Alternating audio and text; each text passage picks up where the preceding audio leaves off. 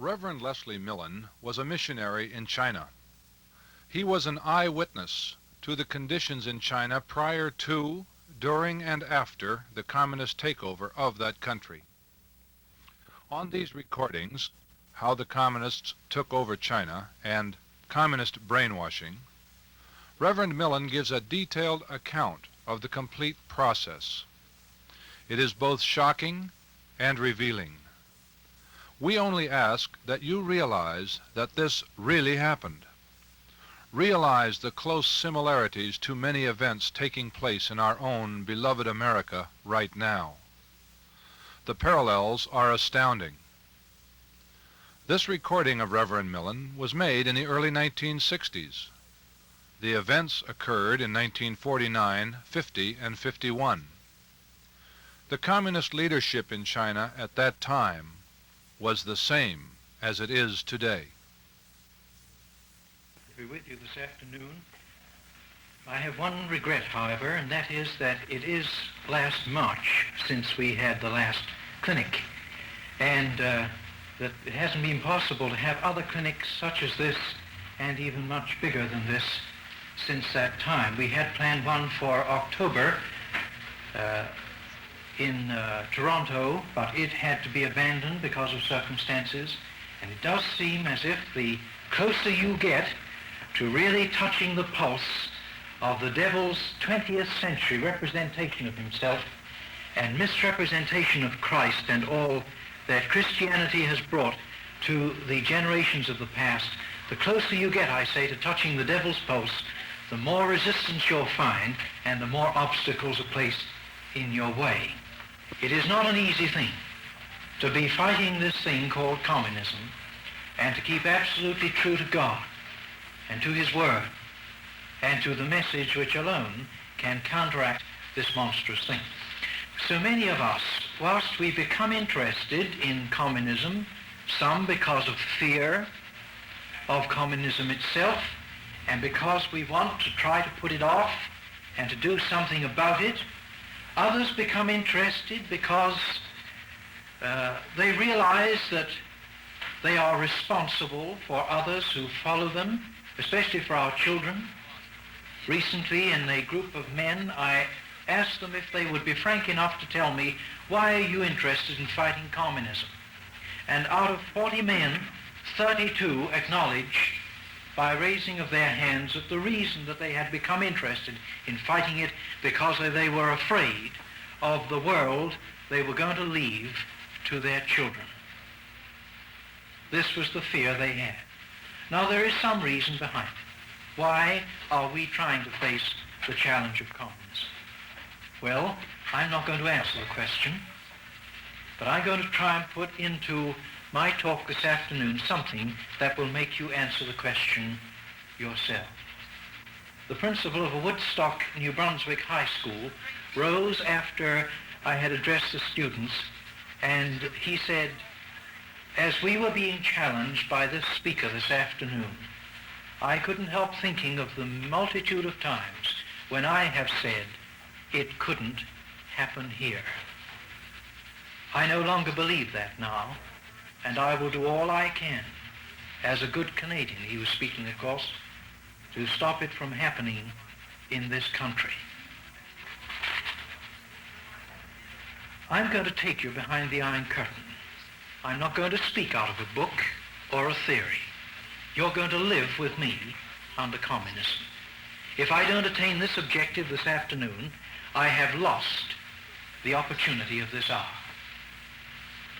Before communism came into China, I was amongst those missionaries, such as Dr. Judd spoke of this morning, who were taken up with a great many interesting things, and amongst them those people who came along and talked about peace and the need to have a China that was at peace in a world that was at peace. I attended some of their meetings in various cities of China. And then as an evangelical missionary, I realized that I couldn't have a part in many of the things that they were doing. And only for this reason did I withdraw myself.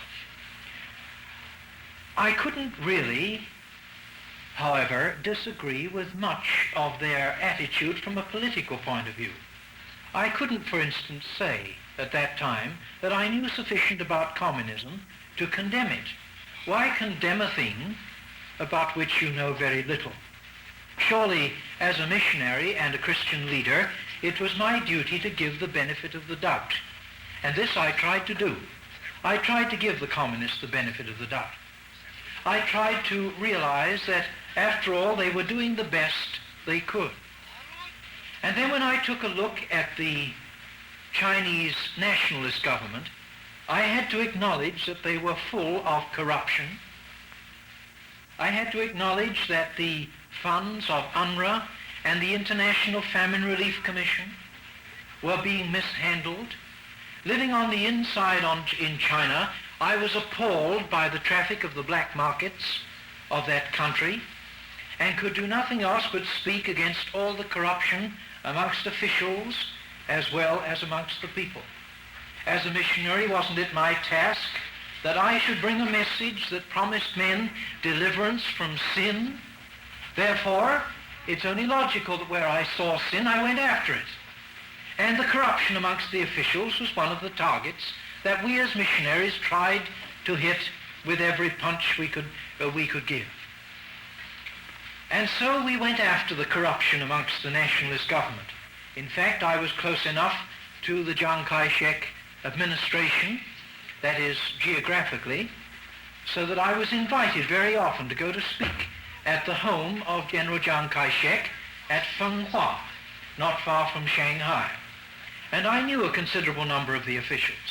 And I knew some of them who were doing things that we and the whole community knew about that should be exposed.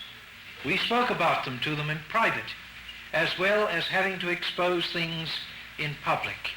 And yet it went on until it came to the place where the regime was so corrupt, and I'm speaking of the Chiang Kai-shek regime, was so corrupt that eventually the general populace were at the place where they were saying, well, why not give communism a chance? Communism couldn't be any worse than this, so why not give communism a chance? And that was what China did. It gave communism a chance. It is not the ignoramuses that embrace communism first. It is the intellectuals. This was the case in China. And the producing of that attitude of mind of give communism a chance was one of the most powerful jobs that the intellectuals of China were able to do. They got in amongst the students. The students were the most ardent. Always, of course, the student wants to lead his generation. And when the Chinese communist students started to go out for their summer holidays, spreading far and wide the communist message that they learned in the universities, a message which was to bring about a new China, to produce that regenerated nation. It was then that the general populace accepted, and the editorial staffs of the newspapers soon caught on. The communists had their editors in almost every newspaper across the country, just as they wormed their way into the editorial staffs of our newspapers over here. I recommend to you that you watch your newspapers. I recommend to you that in every city, especially now, let me speak of Long Beach and Los Angeles, right here, you should have amongst yourselves men who are constantly spotting leftist articles in the press. I want to tell you that very little that is said on the floor of the House of the Senate ever really gets down to the level of the people, just as in Canada. The press gallery in Canada completely ignores what is said on the floor of the House of Commons. And we know very well it never reaches the people. And I recommend to the people of Canada that they get hold of copies of our Hansard, as it's called up there. Here you have the congressional record. And every one of you should spend the money to get your congressional record sent to you through the mail. Don't trust your press. Your press is telling lies every day. And the biggest lies are the lies in the headlines. Never trust the headline. If you want to know what's in a newspaper article, you look in the last paragraph. And there you're likely to get something of the truth, because they must put something in. And so towards the end of an article, you'll usually find the real truth about things. The rest of it is just simply blown up, like just a balloon. And so in China, the same thing happened. The press was infiltrated by the leftists, And as Dr. Judd told us this morning, the World Council of Christian Churches operating in China was one of the biggest factors for bringing about the communist takeover. Because you've got to remember that the church in China was in a very responsible position. We were working amongst a nation that gave an ear to the church in China. In fact, very often the church's voice in China, of whatever denomination, was more powerful than the local officials. And in consequence, the communists saw their opportunity, and they got into that World Council of Christian Churches. There are hundreds and thousands. On the list of the FBI here in the United States, you have over 700 Methodist ministers listed by them who are in communist organizations, and a great many of them don't even know the organizations in which they are. There are people up in Canada who are propagating communism from their pulpits. Every week they stand up and speak about peace. Members of the Canadian Peace Congress, members of the Fellowship of Reconciliation, think of that. Fellowship of Reconciliation, taking a wonderful word like reconciliation, one of the most glorious words of all the Scripture, that God has in Christ reconciled the world unto himself. And they take that wonderful word, reconciliation, that can mean so much to the man or woman who comes humbly to God and seeks that reconciliation through the shed blood of the Lord Jesus Christ, and they take that wonderful word, reconciliation, and they call it a fellowship of reconciliation, a straight communist front working in the churches up in Canada. And another one, they call it the Canadian Peace Congress. Peace, what a word. What a wonderful Christian word. Peace on earth and goodwill toward men. Why, surely any Christian man can go along with that. And that's what's happened with a lot of these modernistically minded men. A lot of these men in the World Council of Christian Churches have just lapped it up. And they got a platform of peace, and they make use of it. And the consequence is the communists have got in so easily amongst them, and they don't know that they're working for the communists. Many of them didn't know it in China. And through the World Council of Christian Churches, they got in China into it was called the Council of Churches in China. And it was an amalgamation of as many of the denominations as they could get to join in their organization, and the communists went after it. And they riddled it through with leaders. And the result was that when these leaders started to talk peace, when these people started to speak about the communists as peace-loving people, when they started to spread the idea that Chinese communists were just simply agrarian reformers, the press took it up, and your American press spread it across the headlines. I still have in my office in Toronto some of your American newspapers with their headlines, the agrarian reformers of China, Mao Zedong and co., and so on. And so they propagated this idea, and we all listened to it, and we came to the conclusion that perhaps at least they should be given a chance. At least give them a chance to see what they would do. And then, as the Chinese nationalists retreated down through the countryside, after they had ripped up Manchuria, after they came down through from North China and started to retreat, the Chinese nationalist army I'm speaking of under Chiang Kai-shek, they looted and they pillaged and they plundered in such an abominable fashion that, of course, as the news spread of what they were doing further south, they were not welcome as they came. And we were glad to see the back of them when they went. And I was through the Japanese invasion in China, and I was through that terrible raping of Nanking that you heard about.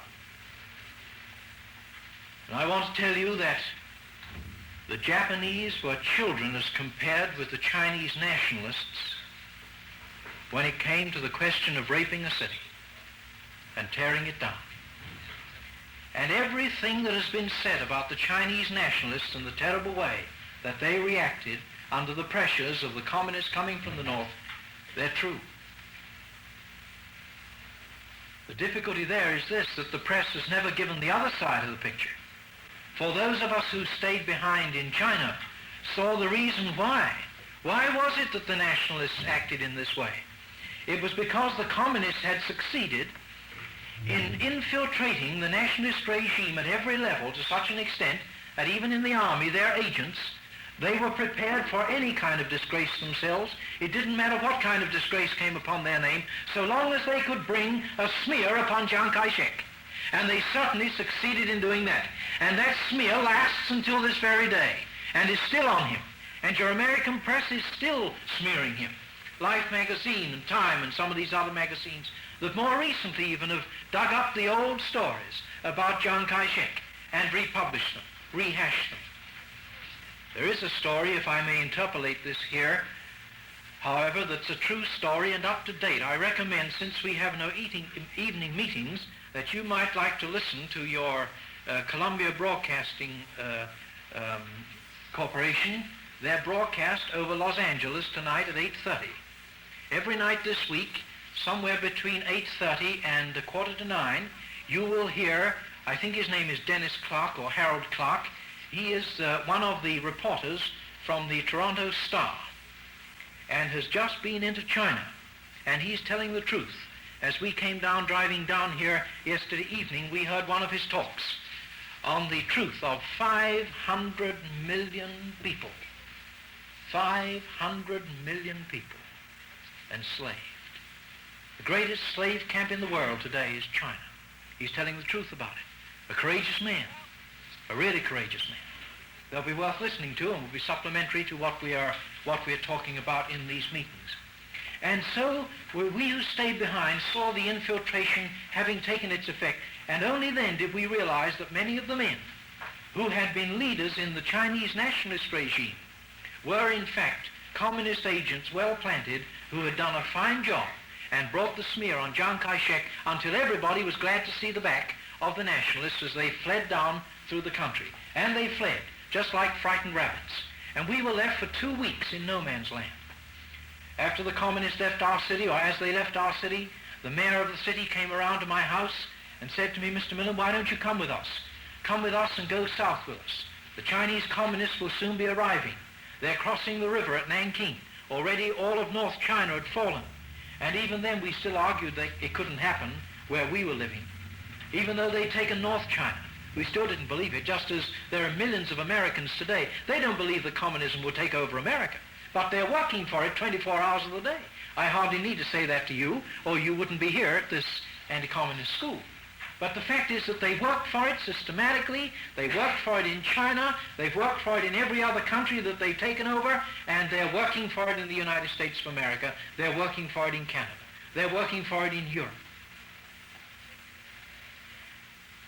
We still didn't believe it, even though it came so close to our door that it was all north of the Yangtze River, which divides China down the center from east to west. All north of it had gone. And we were waiting just south of the river, wondering what would happen next. And then the Chinese started to cross the river, the communists started to cross the river. And as the troops fled, this mayor came and said to me, "Mr. Millen, come with us. Take your school and orphanage and all the workers that you have and your supplies. We'll give you a train if need be, and trucks, and you come down with us and come south. And then when the war is over and we come back, we'll bring you back and reestablish you. If you stay here, these people will kill you off, destroy your work, and it'll be the end of all that you've done." But we had promised our Chinese friends that we were going to stay. After all, the general populace couldn't leave. And then I want to tell you, quite honestly, that the communist propaganda had been so insidious and so clever. The communist propaganda, by means of pamphlets and leaflets and magazines, which had come into our home, the radio broadcasts that were put out from northern China and from Mukden, had been so effective that even we were saying, well, after all, we really don't know. We really don't know. It may be that we'll still be able to carry on. The communists have said we can. They've said it over the radio. They had sent us letters to tell us not to be afraid. Church work would continue as usual, just the same as they've been taking Americans into Russia and letting them see what they want them to see, and they've been coming back here and telling you that the Baptist Church is free in Russia and that there is religious freedom behind the Iron Curtain, and a great many churchmen have been lapping it up, especially this group in the World Council of Churches that are now advocating recognition of China. Well, of course, that's just exactly what they want. And so we were actually saying, well, maybe it won't be so bad. Maybe we can carry on our work after all. So we waited for the communists to come. We waited 2 weeks in no man's land. We ourselves built a small police force to look after the locality. We got a lot of Christian men to cooperate to keep the populace quiet as we waited. And then it was on a Sunday morning, the second Sunday morning in no man's land. And at daybreak, just as the sun was rising, we heard the rat-tat-tat of machine guns. We all jumped out of bed and rushed to the windows, and looking out there on a little pagoda hill, just outside the east gate of the city, silhouetted against the rising sun, there was a machine gun emplacement beside the pagoda. And the communists were firing off a few rounds of dummy ammunition to announce their arrival, just as in the old days a Chinese general would announce that he was taking over a city by letting off firecrackers to announce his arrival. So they were using a modern means. They were using dummy ammunition. You see, there was hardly any use in using live ammunition, because after all, you can't fire a bullet 2 weeks ahead of yourself, and since the nationalists had 2 weeks start, there wasn't much use. And then when they knew that every eye would be upon that little hill, it was then that their troops started to file over the top of the hill and down the side of the hill into the east gate of the city, and to march up through the streets of the city, knocking on the doors with their rifle butts, shouting out, "Kai Meng Wa, Kai Meng Wa, Jiu Fang Jing Lai Liao, open your doors, open your doors. The People's Liberation Army has arrived." And I hurriedly pulled on some clothes and rushed down to our big front gate. We had a large campus surrounding all our buildings with a big high wall, and in the center a big gate with a gatehouse built over the top. And I went down and threw open the gates and stood there waiting for the communists to come. And I had a pretty fair reason for doing that, because about a week before, whilst we were still in no man's land, there were messengers who came to bring us the word. Spread the message through the city and through the district. Tell everybody that when the Liberation Army arrives, we expect every door to be opened. Any door that is kept shut against us will be knocked down, and anybody found behind a closed door will be taken out and shot. And that's a pretty fair incentive to get you to open your front door. So I didn't waste much time getting down to my front door and threw it open and stood there waiting. Behind me in the campus, there were over 200 people, our staff and some refugees, although we had the bulk of the refugees already had left us during the period of waiting for the communists to come. Those who had already been through their hands, they left. They weren't going to stay for any more. And then, as we waited, I received my first shock about communism. For onto my doorstep came a little Chinese lad. I learned the next day he was only 13 years of age.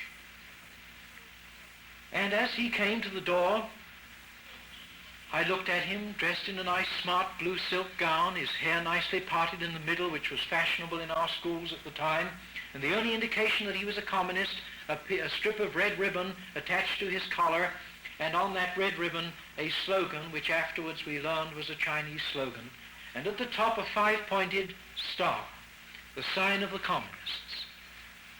And I said, "What can I do for you, laddie? Would you like to come in?" For I didn't know he was a communist then. He said, "I've come to tell you, sir, not to be afraid." "Why," I said, "laddie, what do you think I've got to be afraid of? I'm not ashamed of anything I've been doing. I'm ready to receive the People's Liberation Army when they arrive." Oh, he said, "I don't mean that, sir. I don't mean that. I've come to tell you that I'm the representative of the People's Liberation Army. And when they see me on your doorstep, and they have told us that if you receive me, they will see that when they come and see me standing with you, they will not harm you or molest you in any way whatsoever, because I'm their representative." I said, "Come in, laddie, come in, come in."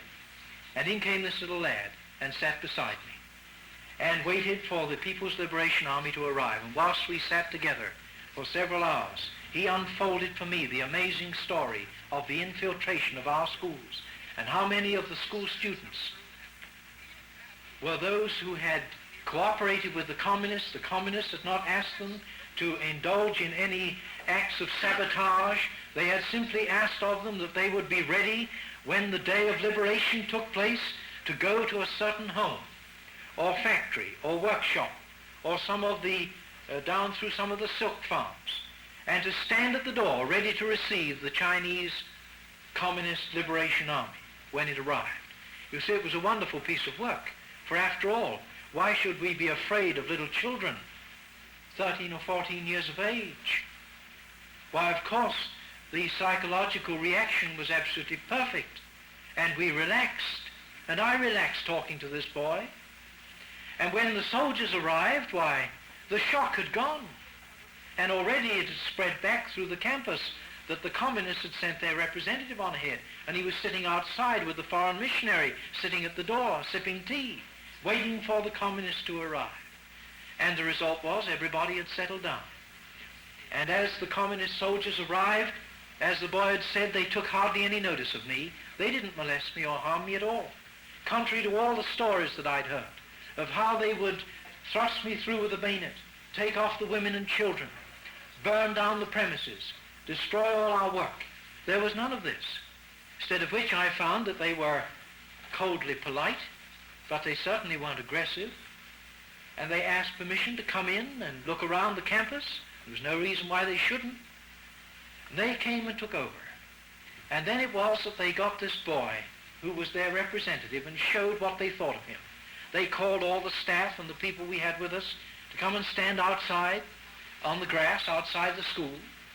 And then they had this little lad on their shoulders, and they cheered him all around the campus, made a great fuss of him. And when they'd finished showing that he was their representative, then they got this lad to lead them through the campus, when they had everybody out of the buildings now. And as they went through the campus, with this boy, they took from their pockets lists of our property and everything that was there. Not alone the fittings around the buildings, not only the listing of the materials in the school and so on, but even the personal things in our own bedroom were all listed.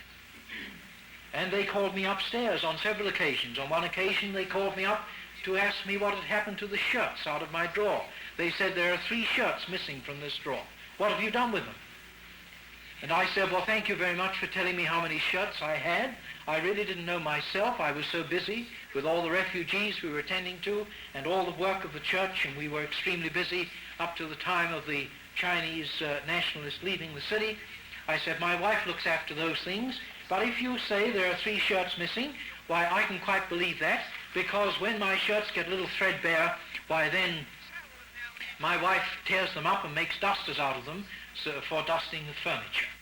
Well, I had to take this man downstairs and show him that that was true, because it sounded rather a tall story to a Chinese, for they wear their shirts until there are hardly any threads left at all. The idea of tearing up good broadcloth and making dusters out of it was quite foreign. When they got to my office, they found my typewriter on the desk, which wasn't on their list. And they asked me, what is this? It's not listed here. When I told them it's a Dangshi, that is, it is a machine for making letters, they couldn't understand that. They were country bumpkins who'd never seen a typewriter in their lives, didn't know what it was. They said, well, show us how you use it. So I opened the top and started to type, and as the keys started to click, one of these men grabbed my wrists and said to the soldier standing behind him, we mustn't let him do this. He's sending a message to America. So they took away this formidable instrument and tied it up with thick straw rope and put it out on the grass and put a couple of guards on it to make sure that I didn't send any more messages to America. And then they finished their inspection, took my correspondence, put it on top of the typewriter, said they had need to take this away for examination, and then they took us all outside and they took this boy and gave him his reward. Now this boy had told me before the communists arrived that everybody who had helped the communists was to get a reward. Now his reward was to come to him. You see, this boy had done a good job. You may wonder, how could they have that list of our property? How did they get to know all the personal articles that belonged to us, even the stuff that was in our bedroom drawers? Well, it was very simple. For I often used to go out into the country on evangelistic and Bible teaching tours, and as I went, I always left the keys of our property with our caretaker at the school, and when I was away, I knew that they had personally conducted tours through our property. And the man who conducted them was our own caretaker. At that time, mark you, I never dreamed that he was a communist. It was only afterwards I was to discover that he was a well-planted communist on my own campus. But I didn't know. And so he led these around, and this little boy had not been asked to do anything wrong, but simply when I was away in the country, he was told to join the crowds who went through our home and to keep my eyes open, to remember everything. He didn't have to even write it down. He just had to develop a good memory and gradually come back and tell the leader of his cell group, who was his teacher in the school, to come back and tell him what he'd seen. And gradually they collated a complete list of everything that we possessed. This boy had done his job well. Now he was to be given his reward. And his reward was this. They stood him up on one side of the flag mast in the campus, and they stood me on the other side of the flag mast, and then they said to this boy, now you're in charge of this campus, and anything that the foreigner has to say to us, he has to come through you. And anything that we have to say to him, we also come through you. And they made this boy the liaison on our campus and gave him full authority. And he strutted around like a little peacock, proud of the fact that he was now made the liaison officer for the foreigner. And I'm glad he enjoyed his new job. And in fact, the Chinese called him that, the little peacock, behind his back, of course. This little boy enjoyed his reward. So did everybody else. Very soon, within a matter of a few days, every collaborationist and fellow traveler, as we call them over here, they all of them received rewards. And some of the people now revealed in the community as collaborationists with the communists absolutely amazed us all. The man who lived next door to me, owner of the hydro plant, he had been the leader of the communist underground of our city, a personal friend, a man who used to come and sit at my table very often and eat a foreign meal because he'd learned how to eat foreign food, foreign-style food in Shanghai, and came to listen to my radio, spoke English fluently, and was a well-trusted and respected member of the community. The chairman of the Chamber of Commerce, interested in the life of the people.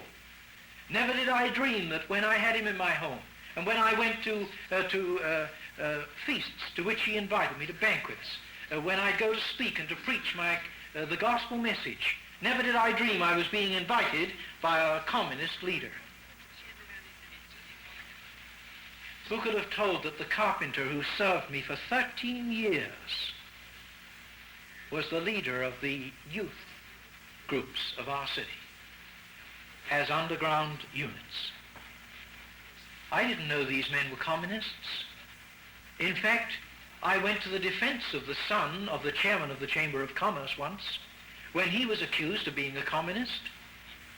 When he came home from university and people were talking about him being a communist, I asked him to come and see me because I taught him English before he went to university. I knew the boy from he was a little lad. And I went to his defense that it was wrong to so accuse him. And he was excused by the local officials on my defense. Only after the communists came in was this boy then made the leader of all the youth groups for the entire province. And it was revealed that he had been a communist and had been spending his summer holidays mimeographing communist doctrine and communist messages up in a little temple away up on the top of the hill back north of the city, and these had been flowing down the hillside, filling our city with communist propaganda. That's how he'd been spending his summer holidays. And I'd been to his defense. Never did I suspect that he was a real communist. And so, as it was said to you this morning, most unsuspected people serving the communist cause, many of them well-trained agents, some of your American students who've been allowed to go across to the Lenin schools of Moscow, Walter Reuther, who himself was 6 months in Moscow, trained for the job that he's doing now. Don't you quote me, you quote Senator Pepper, isn't it? Who in the congressional record, if you write to Washington, they'll send you the congressional record with, I think it's 36 pages of it, telling of the Walter Reuther case. And today he probably is as powerful, if not more powerful, at least in labor, than the President of the United States. A man well trained. Hoffa the same, Paul Hoffa. Exactly the same. And yet, even talking to Americans and talking to Canadians, they think you're just crazy to suggest that he's a communist. What an idea. Oh, he may have a little bit of a leftist thought. You get to professors in the University of British Columbia and various other universities in Canada. Let me speak of Canada rather than the United States in this particular thing.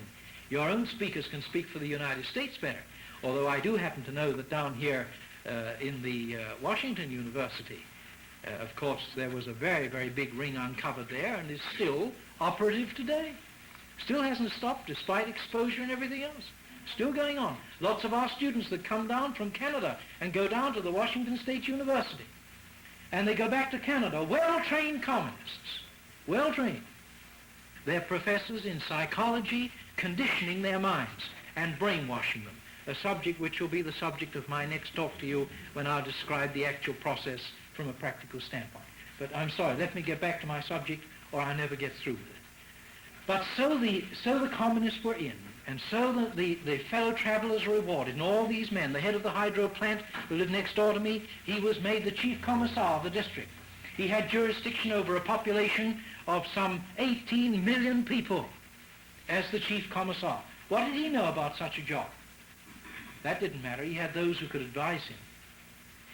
And then my carpenter, whom I never dreamed was a communist, who had left his communist things behind, proud as could be. He even made the pulpit from which I preached. And he called me after the communists came in, and come and see, Mr. Millen, how loyal I've been to the communists. And what do you think I discovered? That here on the back of the pulpit were 4 communist stars carved on the pulpit. And I'd never even seen them.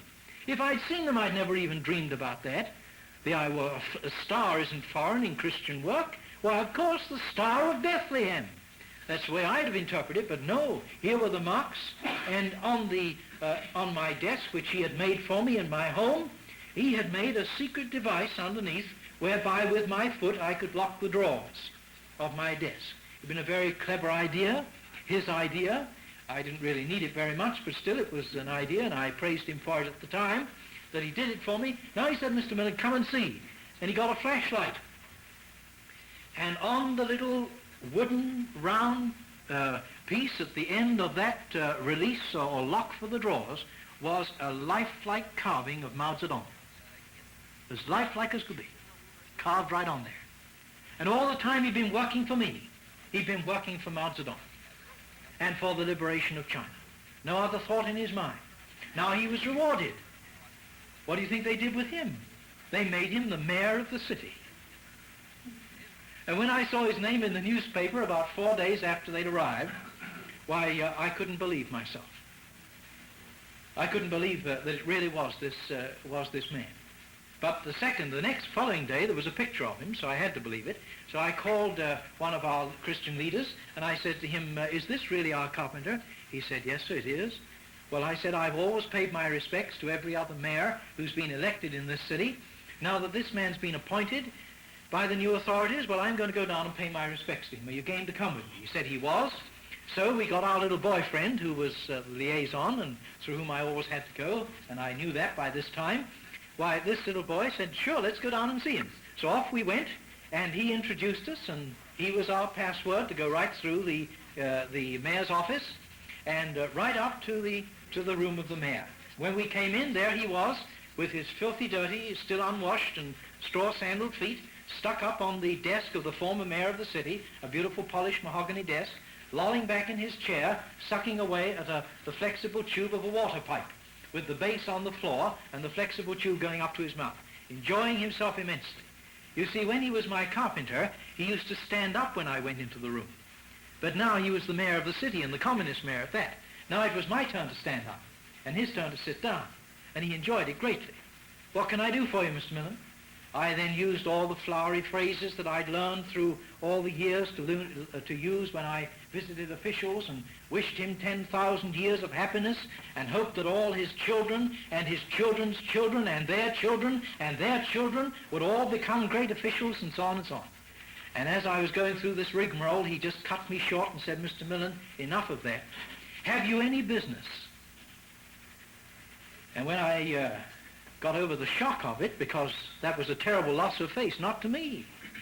The loss of face was to the official. For any official who was being addressed in the appropriate manner to break into such statements, why, of course, that was a terrible loss of face to him. That didn't bother him. And I said, well, I haven't any business now, but I said, there will be days when I'll need your help, no doubt. Any time you need my help, Mr. Millen, please come back. Good day. And I was dismissed. And when you think in the old days, in the Chinese mayor's office, I used to have to go through 3 secretariats to get up to see the mayor. And then usually it ended with an invitation to come to my house, and we'd, both of us, go back to one another's houses before, after 2 or 3 days, then we'd deal with our business. The communists brushed aside all that, and I attribute the success of the communists in the establishing of their regime in China to the fact that they brushed aside all the red tape, and as soon as you went to them, you got a decision on anything that you asked for. And now I want to tell you something. From then on, I found these communists quite different from anything about which I had read. Contrary to all the stories of the way that they acted, I found these men were willing to help. There was hardly anything that I asked them that they refused. Did we want meetings? Why, of course we could have meetings. We had greater meetings and more effective meetings than we'd ever had before. Did I wish to go into the country?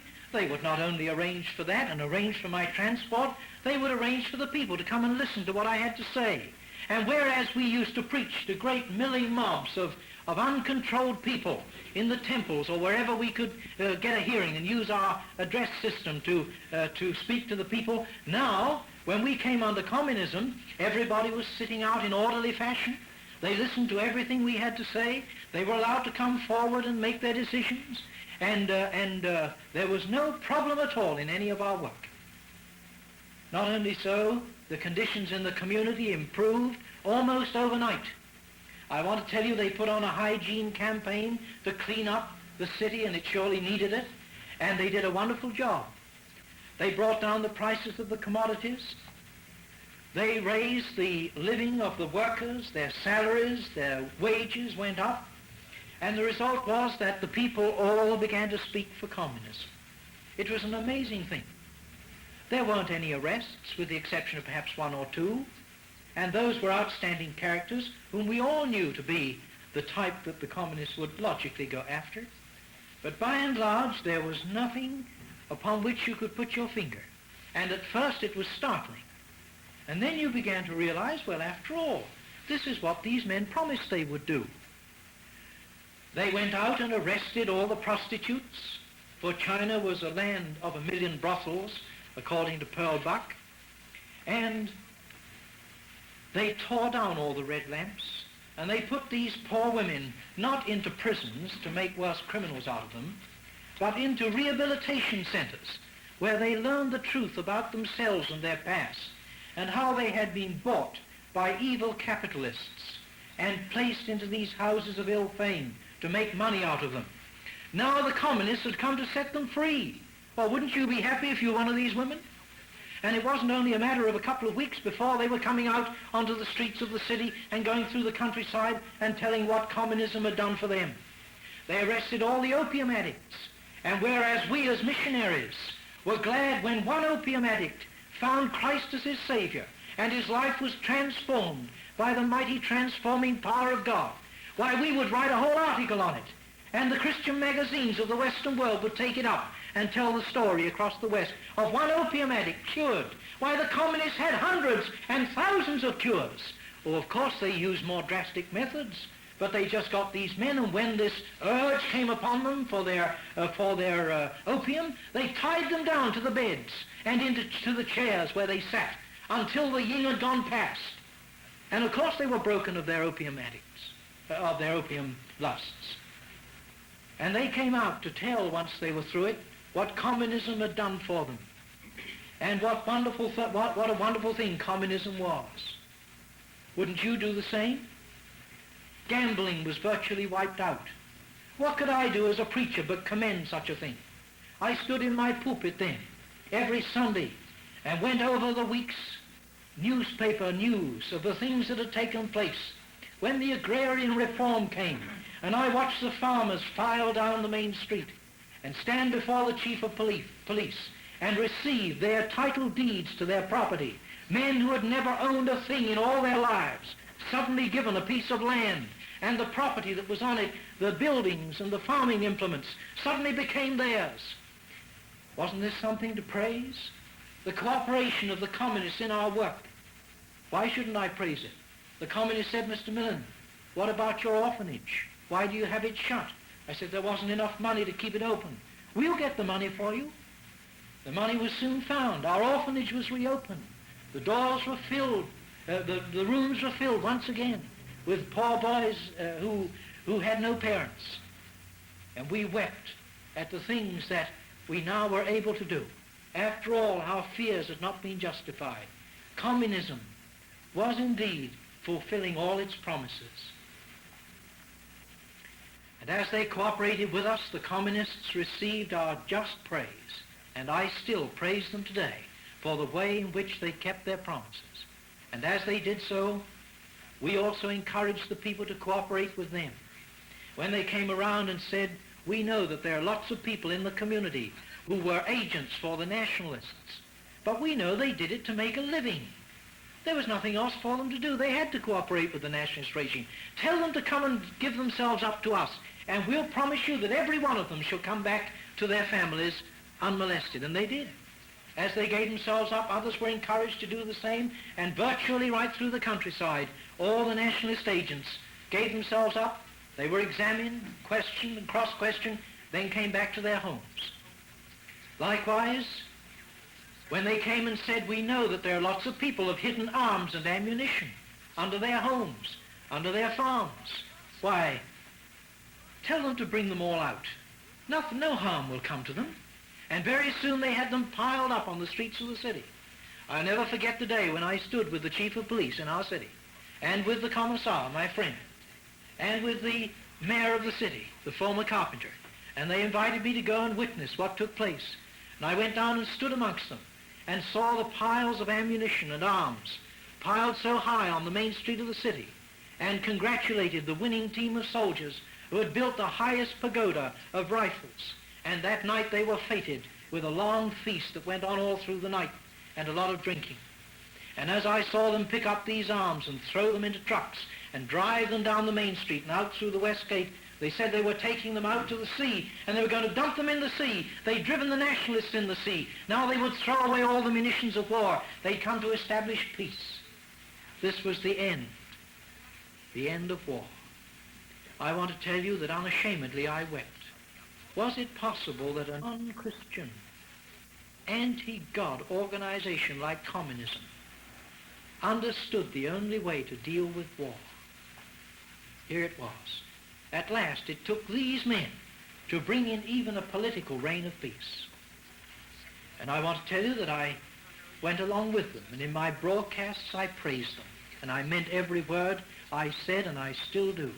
I want to tell you, contrary to all you expected me to say perhaps, that the communist keeps his promises. Did you take that in? The trouble is he doesn't tell you for how long he's going to keep them. And for 3 wonderful months, we watched the communists attempt to build a utopia. They were amazing months. 3 months is a long time when you're going through it. And during those 3 months, they gave us all the cooperation that we could ask for, to such an extent that we ourselves began to feel that the communists, after all, were not going to be a government under which we couldn't work. And then it was when they had all the information that they wanted, when they had caused the community to loosen up to the extent of revealing a great deal of their past. They called upon us to write out our past history during that first 3 months. I had to write my history out over 30 times before I got out of China. The first time was during those first months, when there seemed no reason. They asked questions, why shouldn't we answer them? They asked questions about members in the church, why shouldn't we answer them? They came along and asked people in their homes about their neighbors, why shouldn't they answer? These men were cooperating. They went around without revolvers. They didn't molest anybody. Why shouldn't they have our cooperation? And in the schools, they went to the young people, and they said, now we want you to write essays on yourself and your past life. Be perfectly frank. Tell us all the bad things as well as the good things. Come clean, went up the cry across the land. Come clean. And they did. And they said, now we want you also to tell us about your brothers and sisters, your fathers and mothers, your relatives, your neighbors. And they wrote essay after essay. Little else was done in the schools. All sorts of other studies were excused, excepting sports and so on, those kind of things. And going out into the fields and looking after the fields and so on. Otherwise, the young people had a heyday in the schools. At the end of 3 months, the curtain fell. And it was then that we learned the real difference between Marxist philosophy and Bolshevik terrorism. And in your minds, I want to draw a clear line of distinction. Marxist philosophy with all its promise of a utopia in this life. And Bolshevik terrorism, which is that other side of communism that we in the West find ourselves so unable to believe almost and to accept. The word Bolshevism was stamped out of the communist vocabulary and from all official documents. I think it was after the year 1945 or 46. Since then, you won't find them using it. You'll never hear the word used now, and as a result, of course, the brainwashing is so good on this side of the world that you'll find none of our newspapers or magazines ever use the word again. The communists have said don't use it because it has a stigma attached to it, so of course we want to be kind to the communists, so why should we use the word? Let me tell you what Bolshevism really is. Because lots of people have said surely it's a different brand of communism that is being offered to the United States.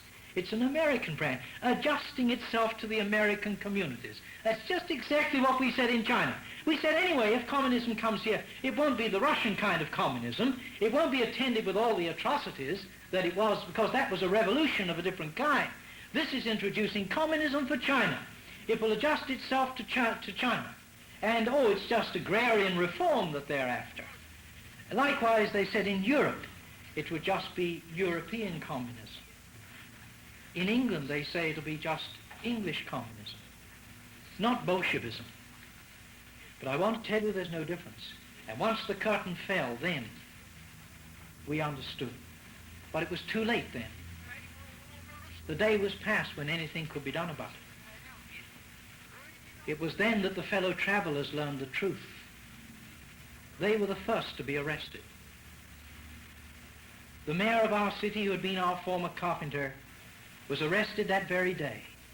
He found himself not being taken to his office, but taken off to an indoctrination course. It was now that they talked about indoctrination centers. This was when they spoke of the people's courts. Now they spoke of the purge. They spoke of reactionaries.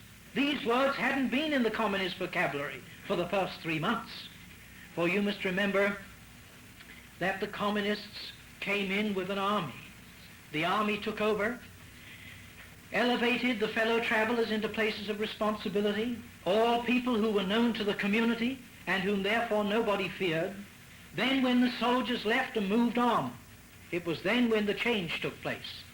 And in place of these men in our leadership in our city, we now found the communists left behind what were called the cadres, the men who had been trained as political leaders. Of these there was a great army. It is estimated that there were 350,000 trained communist shock troops that faced the Chinese Nationalist Army. The Chinese Nationalist Army was German trained by and large and had a total at that time of about 1.5 million south of the Yangtze River. It only took 350,000 to drive them out. But behind that army of uniformed men of the Communist Army, it is estimated that some 4 million trained cadres, trained in the arts of psychological warfare and re-establishment of a community as a communist community, agents who were first trained to disarm the communities and then afterwards to suppress them. These were the men who did the real job in China. Let us never forget this. The Lenin schools are established for the purpose of training the great army of psychologically prepared cadres so that they may establish the community. This is what Russia is doing today. This is why Dr. Judd could say that they have men ready to go into Vietnam. They have men ready to go into India. They're in there now. Every Indian missionary will tell you that every time they come out of the country, they don't know if they're going back. They're getting ready to take over India. And their missionaries are in there. Hundreds of them, thousands of them, all over the Orient, down in Africa. A man who is a leader of one of the biggest missionary societies of Africa has just been down there and has just come back. And he wrote a letter to me and said, Leslie, whatever you do, somewhere, find the means for us to establish a center in Johannesburg. If we don't know to do it now, it'll be too late. And he was asking us for $20,000 to set up a center for literature and for training men who could go back into civilian life, could go back amongst the civil groups and in every strata of the South African society to fight communism with the gospel, of course. Yes, when communism has taken over, and when all unsuspectingly the community has been lulled to sleep into letting communism come in, just as America. Now, don't think I'm picking on America. When I say America to you, I mean Great Britain as well, and Canada, and all our Western world at the present time, by infiltration, is being lulled to sleep. Look at the fact of how few of us there are here at these meetings. Isn't that an evidence of the apathy that there is toward this thing? This place should be packed and be not near enough, near big enough, if there was a real understanding of the tremendous thing with which we're faced. And the truth about communism was even remotely understood. But people don't understand. They can't see how it's possible for there to be two such complete sides to communism. But you see, the communist front is what you want. The communist Bolshevik back is what they want. They'll give you what you want to begin with. Everything you can ask for. They'll make promises. They'll promise you the sky. And then when they've taken over, and when they have the authority, it's then when they put on the clamps. Now they started through the community. And then it was that accusations were the order of the day. Accusations backwards and forwards. Young people called upon to accuse their parents. The people's courts were set up outside our front door. They had their execution platform with its back to our boys' school wall. And there they would perpetrate the executions. The first people to be executed in our community were the lawyers. This may comfort any of you who happen to be associated with law. Not only lawyers, but law students, or anybody who had anything to do with the legal world. The reason for that, of course, was because lawyers to the communists represent a trained mind. They excused themselves by saying that these lawyers were parasites on the community. They were what they called bloodsuckers. They sucked the blood of the poor. They worked only for the rich and never for the poor. And I'm sorry to have to tell you that by and large was the condition in China. By and large, lawyers in that country did work only for the rich. And so there seemed to be some measure of credence for the thing that the communists did in the first case. But very soon it was evident that it wasn't only the lawyers, but one category after another were taken up. And very soon those who had any kind of leadership, those who in the community demanded any kind of loyalties, were soon being dealt with and brought before the people's courts.